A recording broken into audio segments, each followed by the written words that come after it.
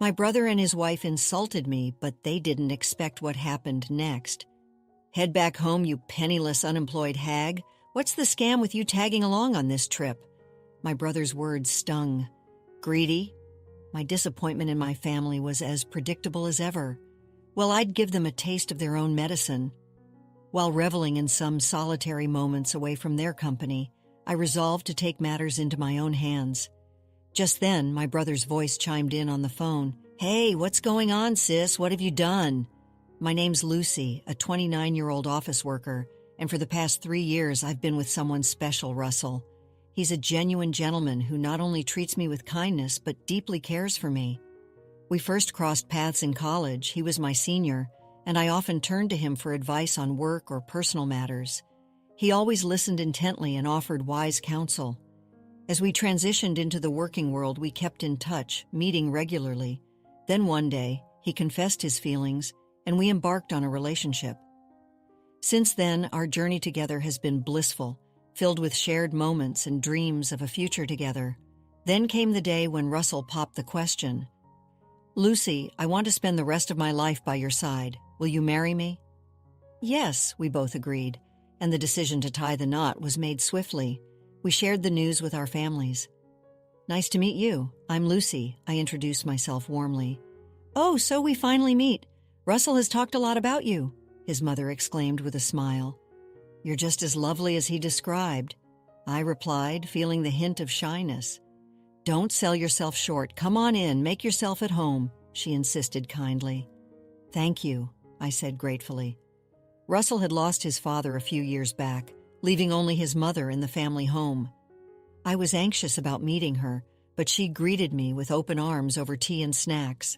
We engaged in a delightful conversation, easing any worries I had about fitting into the family. Luke, see, you're truly a remarkable person. I couldn't be happier that you'll be joining Alan as his wife, my mother-in-law to be praised, her kind words catching me off guard and leaving me slightly flustered. I'm eagerly anticipating your wedding. Take care, Mom. Thank you for today, I replied, bidding her farewell as our meeting concluded on a positive note. A sense of relief washed over me. However, the thought of introducing Russell to my own family immediately dampened my spirits. The truth is, I've never been particularly fond of my own family. The root of this issue stems from the way my parents treated me throughout my childhood. Both of them were star athletes. Mom excelled in track and field while Dad dominated the soccer field. Their athletic prowess earned them scholarships to college, and naturally they expected the same level of athletic achievement from their children. Unfortunately, I didn't possess the same athletic talents they did. Despite their efforts to nurture my sporting abilities by enrolling me in various activities like basketball, swimming, table tennis, and even figure skating, I remained average at best. It was evident that my parents were disappointed by my lack of athletic prowess. Then came the arrival of my younger brother, Bobby. With aspirations of having a son, my parents eagerly enrolled him in sports as well. It turned out that Bobby had a natural talent for soccer. When the local youth coach praised his abilities, my parents were overjoyed and redirected all their attention towards him. Bobby is truly exceptional. He's something truly special, they gushed, their words implying my inadequacy. It seemed as though I was nothing more than a disappointment in their eyes. They lavished Bobby with attention and neglected me. Even as I progressed through middle and high school, while I dedicated myself to my studies and excelled academically, they dismissed my achievements, claiming that academic success held no real value. When I expressed my desire to attend college, they brushed it off, citing financial constraints, so I relied on scholarships to pursue higher education. Meanwhile, Bobby continued to thrive in soccer, earning himself a scholarship to high school. My parents couldn't contain their excitement. He's destined for greatness. We'll do anything for Bobby, they declared. Growing up in the shadow of such adoration, Bobby began to look down on me. Lucy, you're such a failure and a curse. Even Mom and Dad can't stand you. If you weren't around, they could invest all their resources in me. You're just dragging us down. Bobby's hurtful words were a regular occurrence, and my parents never intervened to correct him. You truly are a burden. Spending money on you is just a waste, echoed their sentiment, further crushing my already fragile self-esteem. Despite managing to secure admission to a decent college and landing a job at a reputable company, my sense of worth remained battered, perpetually overshadowed by Bobby's accomplishments. He effortlessly earned yet another soccer scholarship for college, and my parents beamed with pride. Meanwhile, I was struggling to make ends meet, burdened by student loans. While Bobby continued to bask in the warmth of parental affection, living at home, pursuing his education, and indulging in soccer, the road to professional success proved arduous.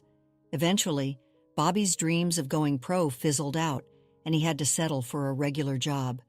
Yet my parents remained steadfast in their pride, and Bobby continued to enjoy the comforts of home, content in his bubble. Every Christmas when our extended family gathered, my parents insisted on my presence. They would introduce me as their disappointing daughter while lavishing praise upon Bobby, their pride and joy. "But Lucy is thriving. She has a stable job," relatives would interject. No, Bobby is far more impressive," my parents would dismiss their comments, leaving me disheartened each time. It became a pattern, my family's consistent favoritism towards my brother and their disregard for my achievements. Eventually, I stopped attending these gatherings altogether. I avoided family events and hesitated to introduce Russell to them, knowing how they would treat him. Despite being aware of my family's attitude, Russell insisted on a family meeting. So after years of avoidance, I decided to return home. I called my mom to share the news. "What? No, how have you been? Or it's been too long." Her response was devoid of warmth or interest, a stark reminder of how little I mattered in their eyes, even after all this time. "It's been years since you reached out. What's the matter now?" My mom's voice came through, devoid of any warmth. Well, I'm getting married and my fiancé wants to meet the family. Could we arrange that?" I stuttered nervously. "Why bother with all that hassle? Just tie the knot and be done with it." Her response was disappointingly cold.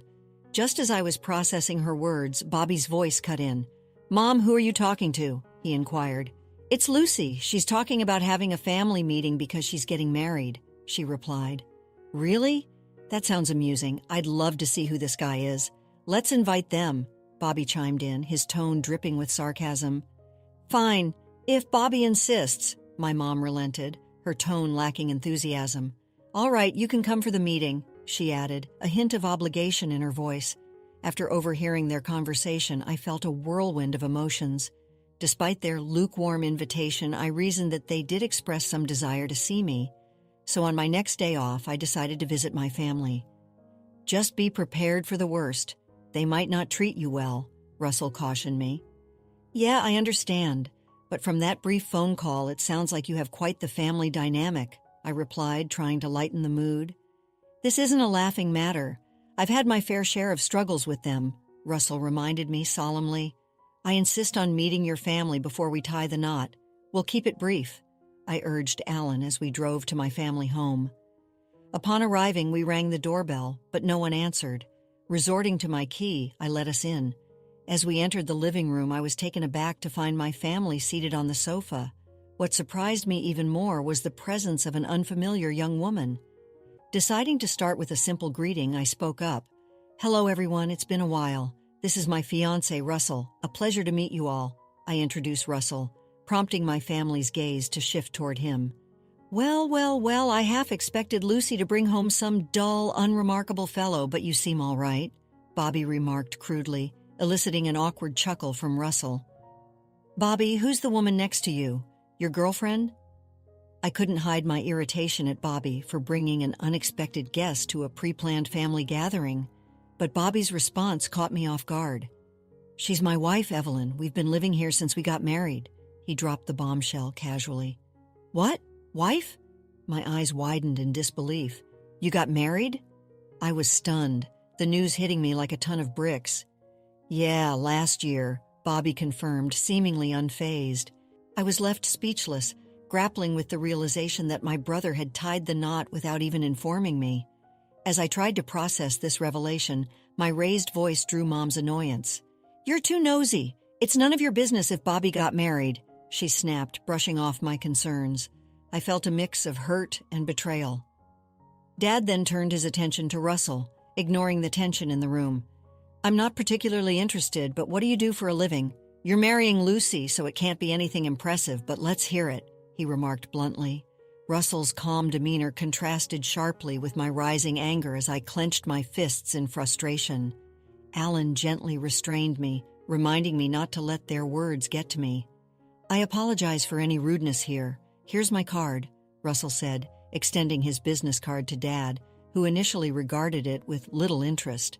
However, his expression quickly changed. "You're a lawyer?" Dad exclaimed, his eyes widening in surprise. Mom, Bobby, and Maya shared in the astonishment. "Wow, that's impressive. Alyssa, prepare some tea for our guests, would you?" Dad declared, suddenly hospitable. "A real lawyer? How fascinating," he mused as the atmosphere in the room shifted. Russell couldn't help but be taken aback by the sudden change in attitude.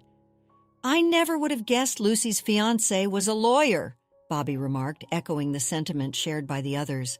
"Does that mean you make a lot of money? Maybe you can buy me a designer bag for my birthday," Maya chimed in, her audacity leaving me speechless. It was astonishing that she would make such requests to Russell upon their first meeting. Nevertheless, Russell responded with a wry smile, handling the situation with grace. "Russell, you really shouldn't be saying such things to my fiancé, especially on our first meeting," Russell responded with a wry smile, addressing me with bold comments. "We're going to be family, so let's try to get along," Mom interjected, attempting to diffuse the tension. However, I couldn't shake off the sense of unease that lingered within me. As the families gathered for a joint meeting, both my parents and Bobby's family exhibited an unusual level of enthusiasm. Even my mother-in-law appeared somewhat taken aback by their fervor. Following the meeting, I took the opportunity to apologize to my mother-in-law, only to discover that Russell had already informed her of the incident. "Don't worry about it," she reassured me with a smile, instantly alleviating my concerns. It was a moment of relief, reaffirming my belief in her genuine kindness. 2 months later, Russell and I exchanged vows, with my previously indifferent family in attendance. Surprisingly, after the wedding, they began reaching out to us more frequently.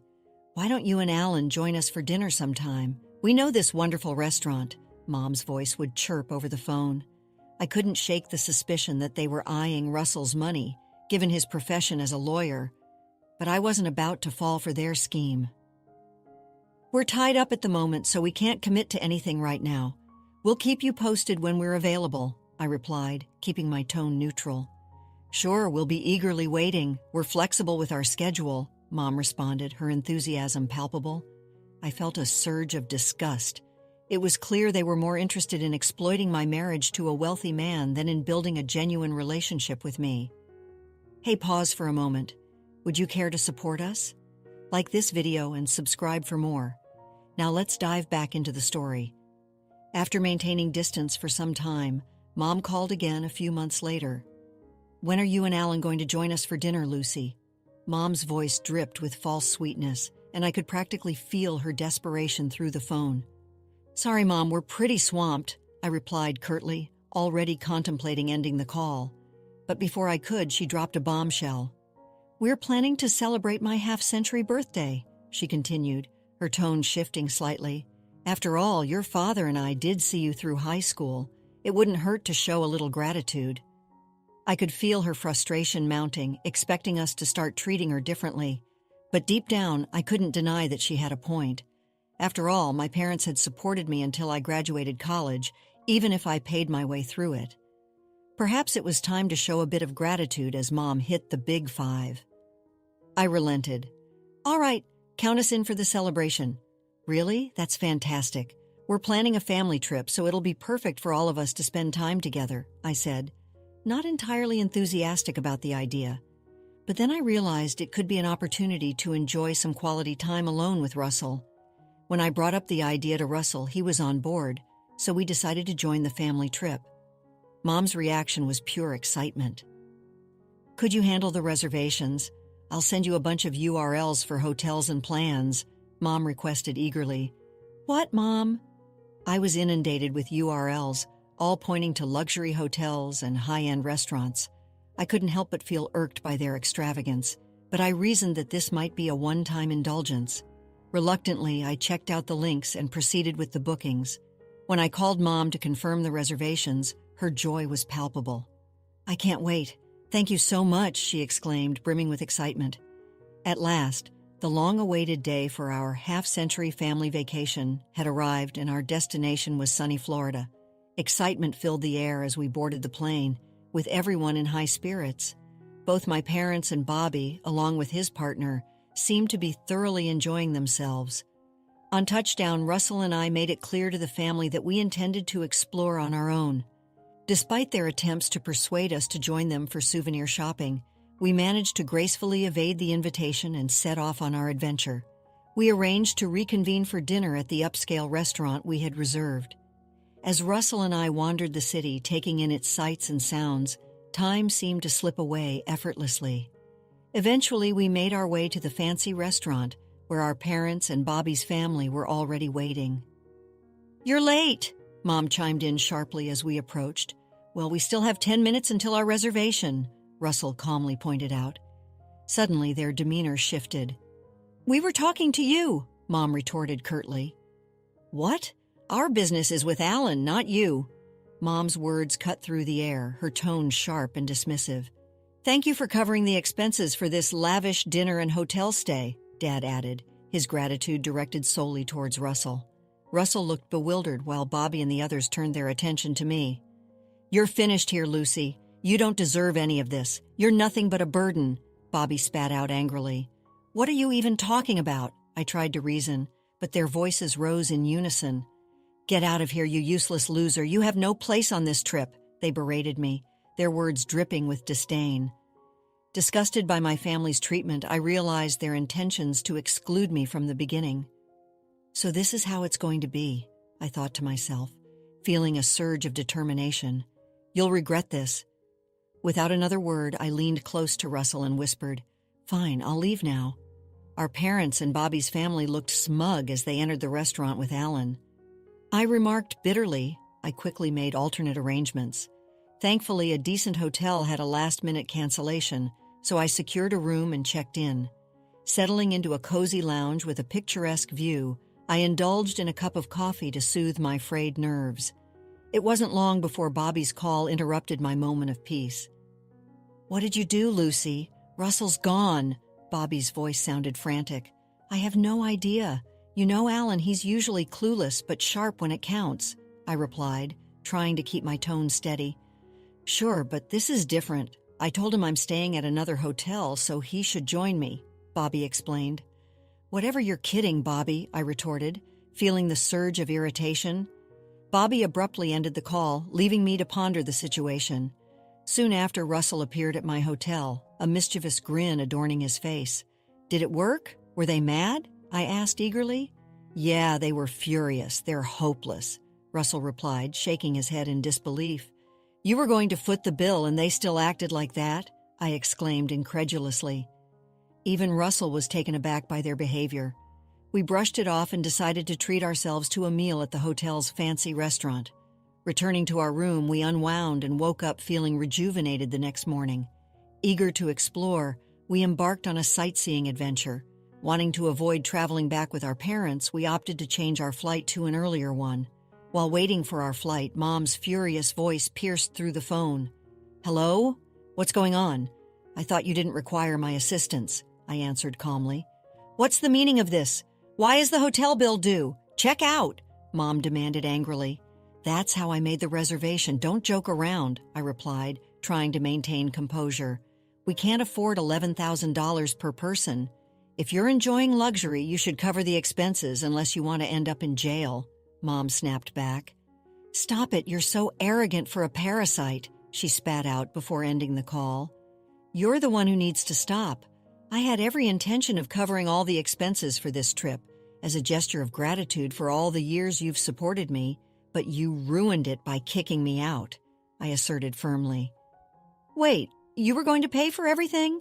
Mom's voice wavered with disbelief. "That's exactly what I've been trying to tell you," I affirmed. "There's no way you could afford something like that," Mom countered skeptically. "Don't underestimate me. I work at the headquarters of a major corporation and I hold a managerial position. I earn significantly more than Dad and have substantial savings," I explained calmly. "Really?" Mom was left speechless, but at that point it hardly mattered. I had made my decision to cut ties completely. "I have to board the plane now, so goodbye," I stated, ending the conversation abruptly. "Wait, hold on," she muttered before I swiftly ended the call and blocked all their numbers. Fortunately, they were unaware of our address or workplaces, preventing any unexpected visits. However, my naive family made a reckless move by storming the law firm listed on Russell's business card. Their disruptive behavior led to chaos, with Bobby even causing damage to office equipment, resulting in their arrest. After indulging in an extravagant family trip, they now face the consequences of their actions, hefty damages, and fines to pay. Dad and Bobby were subsequently terminated from their jobs, and now they all struggle to make ends meet with part-time employment, trapped in a cycle of poverty and constant conflict. It's a stark lesson in karma. On the other hand, Russell and I continue to lead a contented life. I'm overjoyed to announce that I'm expecting, and we recently welcomed our beautiful daughter into the world. We celebrated the momentous occasion with my supportive mother-in-law. Moving forward, I intend to cherish my true family, Russell, my mother-in-law, and our daughter, and embrace a life filled with happiness and fulfillment. Let's conclude the story shortly. The events of that trip to Florida were a turning point in my life. My family, blinded by their greed and entitlement, had revealed their true colors. It was a harsh lesson, but one that ultimately set me free. I finally understood that I deserved better, and that true family isn't defined by blood, but by love and support. Russell and I, now a family of 3, continue to build a life filled with joy and laughter. We cherish each other, and we've learned to appreciate the simple things. We've learned to value genuine connection over material possessions, and to surround ourselves with people who truly care. As for my family, they continue to struggle. Their actions have consequences, and they are now reaping what they have sown. While I feel a pang of sadness for them, I also feel a sense of relief. I am no longer bound by their negativity, and I am free to create the happy and fulfilling life I always dreamed of. And that, my friends, is the end of my story. After experiencing the full journey of our story, we'd love to hear your thoughts. How did the story resonate with you? Don't forget to like, subscribe, and stay blessed. Thank you for watching, and see you in the next story.